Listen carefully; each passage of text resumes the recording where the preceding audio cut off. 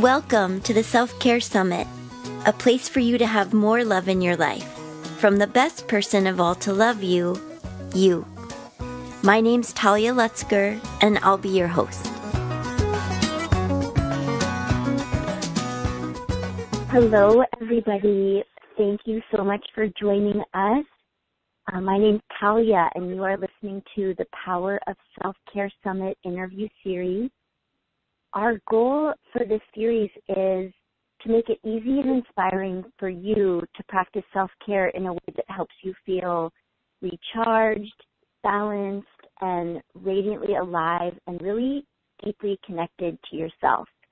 And today I am interviewing an extremely special human being. I want to welcome Dr. Claudia Welch. Claudia, thank you so much for being here. Oh, it is my great pleasure. Oh, thanks. I'm going to introduce you a little bit more. So Dr. Claudia is the author of a truly brilliant book called Balance Your Hormones, Balance Your Life, and How the Art of Medicine Makes the Science More Effective, Becoming the Medicine We Practice, which is like my favorite title of a book practically ever. She is a doctor of Oriental medicine, an Ayurvedic practitioner, and an international speaker. Dr. Welch explores how ideas in Eastern medicine apply to and explain women's health and today's reality in general. So we can learn more about her at her website, drclaudiawelch.com, but we're going to jump into this interview and get to learn more about her here. So thank you again so much for being here. Oh, it really is such a great pleasure. Thank you so much for inviting me, and thanks everybody for being here. Yeah. So you've got a really unique perspective around the topic of the power of self-care. And I don't know, do you want to just jump in and give us some words of wisdom? Sure. Well, I often with these things like to look for a little bit of an omen about which direction to go. And today someone sent me this quote from Melanie Beattie from The Language of Letting Go. And she says, "Today I will accept where I am as the ideal place to be.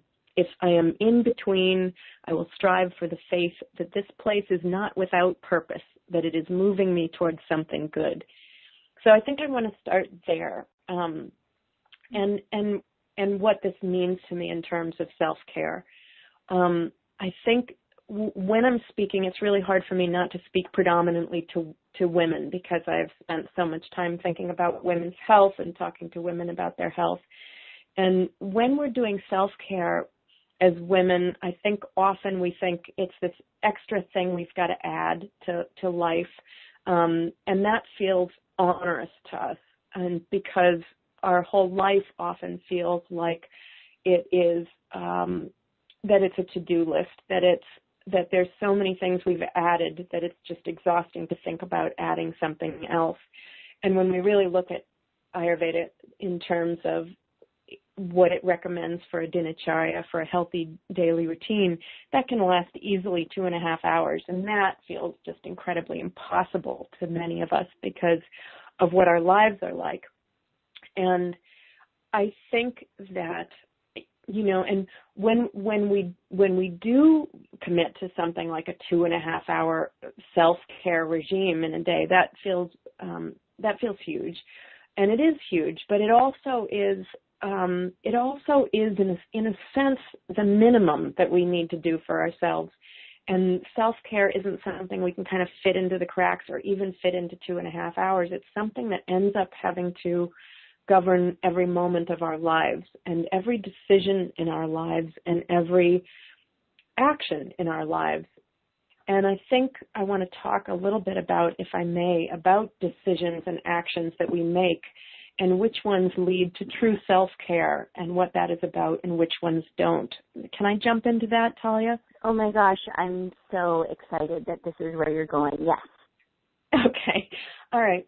So I think ultimately self-care is am I living up to my integrity and in integrity in each moment of each day? So we can make a list of things we want to do that include eating whole foods and meditation and a yoga practice and a pranayama practice and a Vyanga and which is warm oil massage and so forth. And we can pick and choose which ones appeal to us and make us feel the best and add those. But ultimately, it is a minute-to-minute cooperation with our inner integrity that is self-care, I believe. So let me talk about this a little bit. In each moment, we sort of feel from a certain perspective that we have a choice to be made. Will I do pranayama? Won't I do pranayama? Will I do this activity or that activity? And I think ultimately, when we learn how to live in integrity, it isn't a matter of making a whole bunch of choices throughout a day and a whole bunch of decisions throughout a day. It's much more about cooperating with nature and with our inner voice and that inner understanding and knowing of what is the right thing to do right now. And that will lead us to ultimate self-care, because that is caring for the self, caring for the soul, caring for our spirit, and our spirit and our soul, in essence, in their true essence, want the very best for us, for our lives, for our growth, for our happiness. And so learning to listen to that soul and to that spirit and to cooperate with that is our job for self-care. So what does that look like? I think it looks like this. Let me give a sort of an example of what a choice looks like and what a simple choice looks like and how that plays into what I'm talking about. So suppose I say to myself, all right, should I go out to dinner with Betty tonight? Betty's invited me to dinner. I have a lot to do. There's a lot on my plate.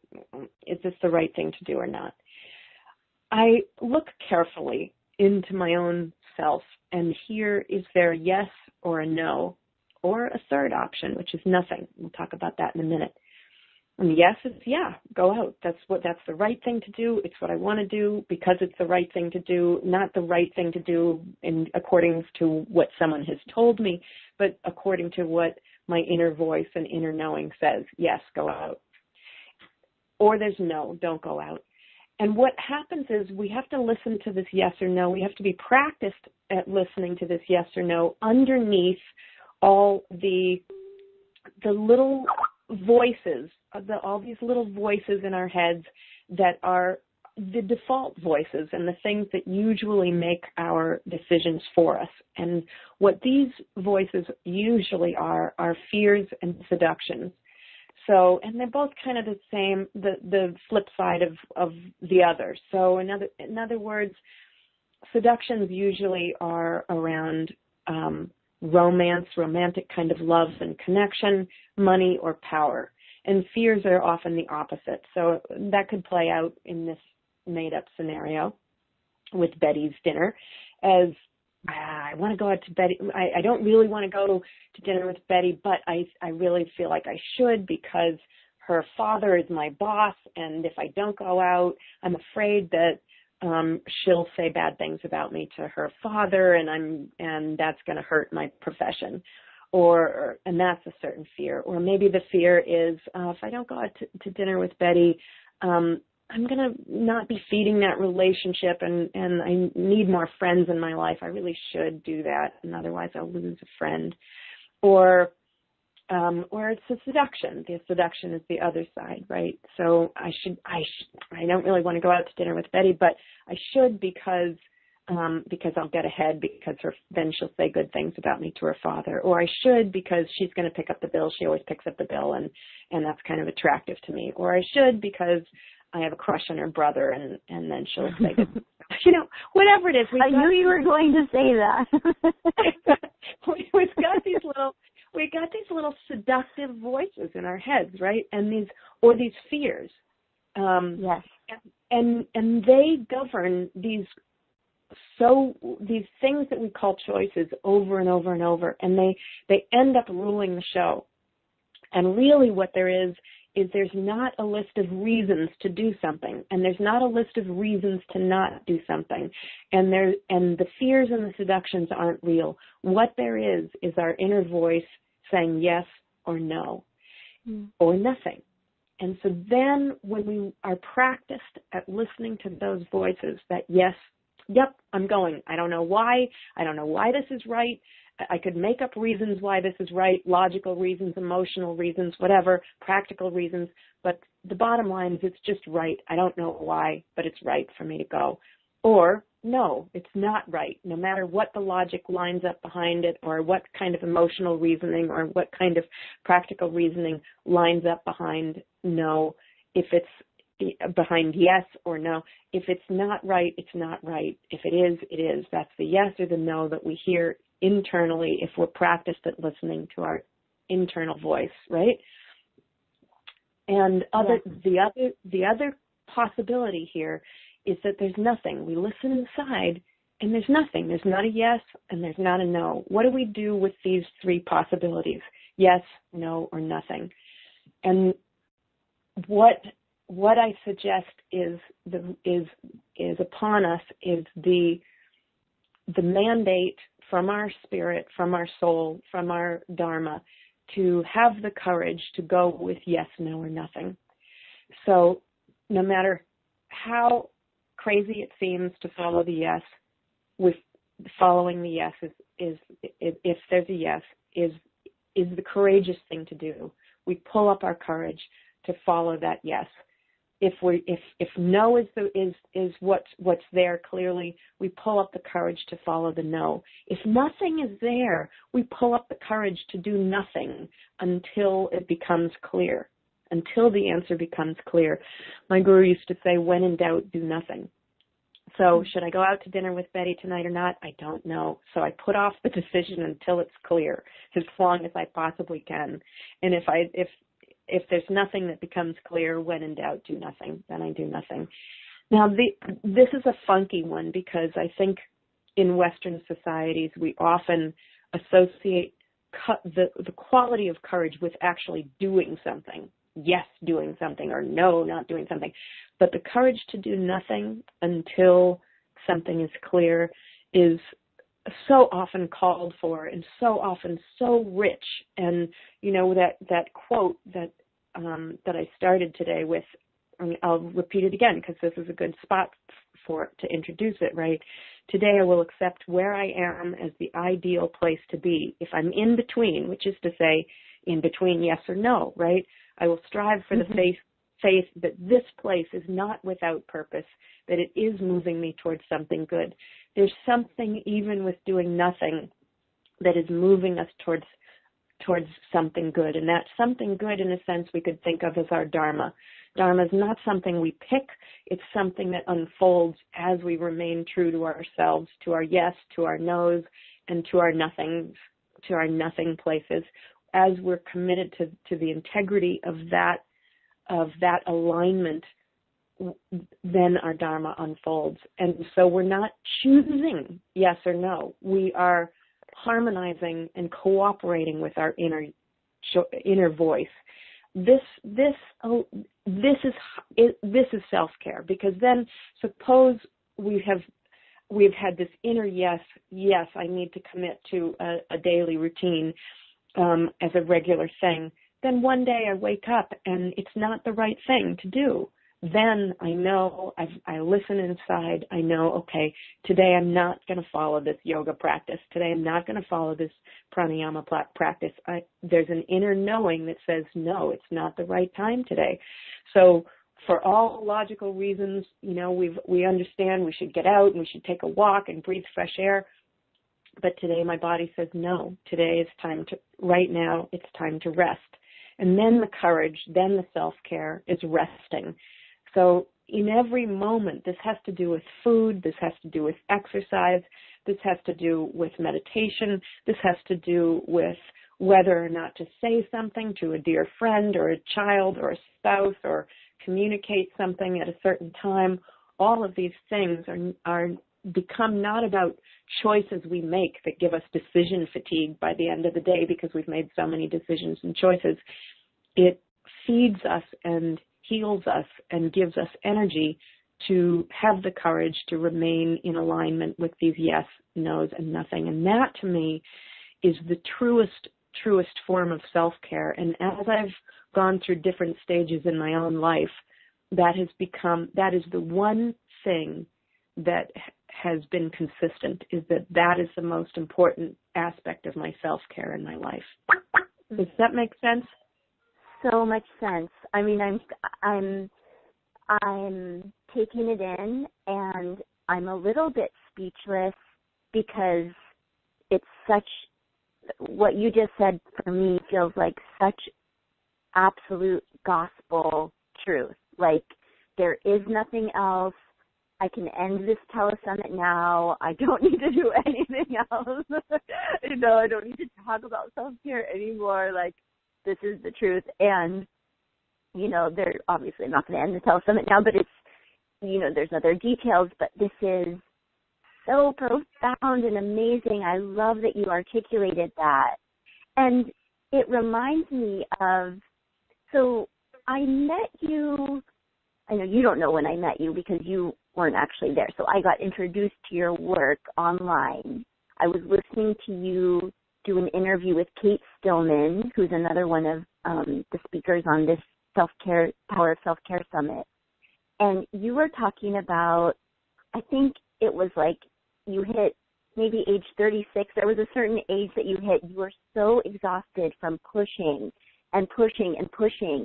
And you laid down on your couch and watched Seinfeld for like hours and days, and you just had to recharge your adrenals and give your kidneys a break and teach yourself how to stop that pusher mentality. And it really struck me because I was in a very similar place, and listening to you actually has been a huge, huge part of giving myself permission to lay down and do nothing when that's actually what my inner self is telling me to do. Or to sit down and do nothing. It's been a huge catalyst and driving force, so to speak, for trusting in my meditation practice of like how valuable, how deeply valuable just the act of I need to stop, I need to sit. Oh, guess what? That's what meditation is. And just going with it, not necessarily every day at the same exact time when I wake up in the morning, but, just trusting. I mean, there's so many different scenarios that I could come up with to speak to, but I really feel like you're speaking about the way to live. And I wonder for you, because you're so skilled at speaking about it, and I know that you must be skilled at practicing it, but like how does that live for you? When you get off course, what does it look like to get back on course? Or do you mostly stay on course now as a result of practicing this muscle? That's a beautiful question. I stay on course more than I used to, certainly, and I'm so grateful for that.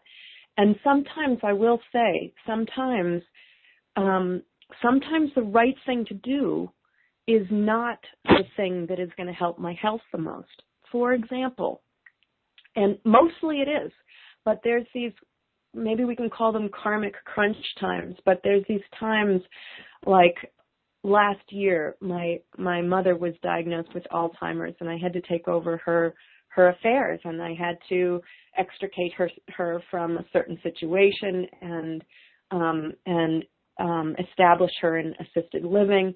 And there were certain times where what I needed to do in that situation was definitely beyond what my energy level was, and there was not a choice. There was that inner knowing, yes, this is the right thing to do, and it did overextend me, and I did have to take time at the other end of that to rest. So it's not always that my inner voice will say, let your mother suffer, go take a nap, that's what you need. There's certain times in life where the overextension is an element of it. If someone's hurting and you have to take them to the hospital, or these extenuating circumstances, and you're tired, and really what would work well for you is a byanga and a bath and go to bed, But you can't do that because your inner voice is saying it doesn't matter. This takes precedence. Then it's still, it affected my health, and I then had to, at the other end of that, because it does come to an end, I was able to rest more and rest more than I'd thought I'd need to kind of recover that equilibrium. And that was then the inner voice, the right thing. I'm so grateful to Dinacharya. I'm so grateful for daily health practices that I do, that my inner voice says, yes, do them almost every day, right? And the meditation is almost never sacrificed. The exercise is sacrificed sometimes, and other things certainly are sacrificed once in a while. But that practice, the meditation is such a practice in listening to that inner voice that seems to be, if there's one aspect of Dinacharya that I don't want to ever give up any day, it's that one, because that's what help guides me. So, so sometimes I just say that because it doesn't necessarily mean that inner voice is always going to let you eat bonbons and lie on the couch. A lot of the time it is. A lot of the time that's the beautiful news.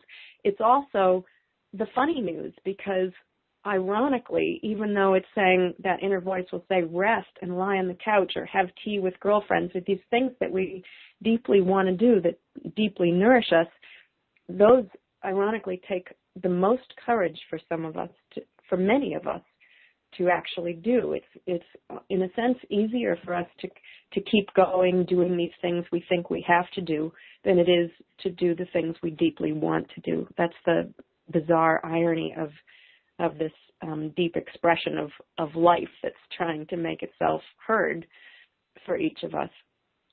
Yeah, I agree with you so wholeheartedly. I wish we could lay on a couch and eat bonbons. I would love to do that with you, Talya. God willing, and the creek don't rise. Someday, perhaps we can lay on the couch and eat bonbons. And that whole I will make the bonbons, and they will be incredible and made from all whole foods. That sounds delicious. That sounds great. And we can always do it together, even if we're not in the same room. And so can everybody else. If we can all lay on the couch, eat a bonbon or two, really enjoy them, and turn off the hidden cameras that are saying that, whoa, you are not being productive. You better be productive. That's right, yeah. T.S., T.S. Little. He's, right, T.S.? I haven't met T.S., but I know he lives in Santa Fe, and we used to be neighbors because I lived in New Mexico. Oh, okay. For some reason, I thought you knew each other. Anyway, T.S. is one of my main yoga teachers, and I travel to Santa Fe often to study with him. And he talks about what you're saying as the pusher, like to really question your pusher, the one who's saying to you, like, I really should be productive. And that's also what I heard in what you were describing earlier of the fear versus the seduction. There was almost everything you described, there was a should. I should do this. I should do this. When really the unfolding of the truth is not about, like you said, not about a reason. And that's so freeing. I love this. I knew that this would be an incredible interview, and it totally was.